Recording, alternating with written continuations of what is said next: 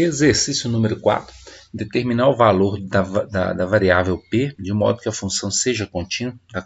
Então, é para descobrir o valor dessa constante, na verdade, p, para que a função seja contínua.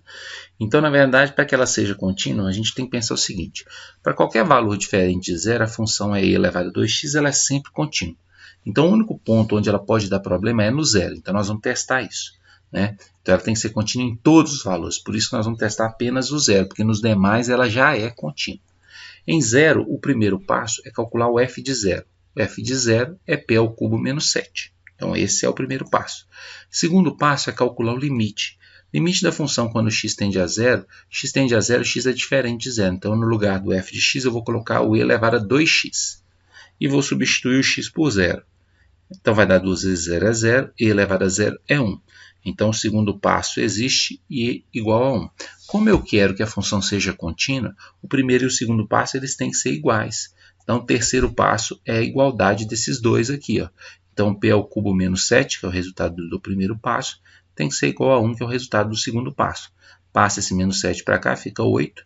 P ao cubo é igual a 8, raiz cúbica de 8 é igual a 2. Então, esse é o valor do p. Se o p for igual a 2, o primeiro passo vai ser igual ao segundo passo. Logo, a função vai ser contínua no ponto x igual a 0 aí, certo? E é assim que a gente faz os exercícios, né, desse número 4 aí. Número 5, determinar se existirem pontos onde as seguintes funções não são contínuas. Então, aqui, ó, pontos. Lembra que lá no exercício 3, se eu não me engano, pediu pontos do domínio. Aqui não falou. Aqui pediu pontos onde ela não é contínua. Não falou que tem que ser do domínio. Então, olha só para essa função aqui. Ó. Função x sobre x menos 3 vezes x mais 7.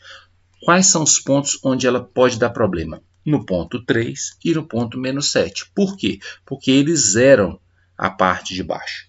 Eles zeram o denominador. Então, esses dois pontos, eles são pontos que não pertencem ao domínio, né? Eles não pertencem ao domínio, mas aqui eu posso falar que ela não é contínua neles justamente por isso. Não existe f de 3 e não existe f de menos 7. Porque se eu colocar 3 no lugar do x aqui, vai dar 3 sobre 0.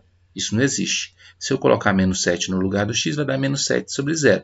Ou seja, esses dois pontos eles geram problema no primeiro passo e por isso a função não é contínua para eles. Então, determinar se existem pontos onde a função não é contínua, nesse caso eu posso falar 3 e menos 7. Se o exercício estivesse dizendo assim, determine pontos do domínio, então aí não teria problema nenhum, porque a função seria contínua em todo o domínio, certo? Porque 3 e menos 7 não pertencem ao domínio. Então, a gente tem que ficar atento ao enunciado.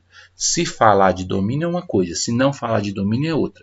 Então, determinar se existir pontos onde a função não é contínua, nesse caso a resposta é 3 e menos 7, justamente por não pertencerem ao domínio, justamente por dar problema no primeiro passo aí.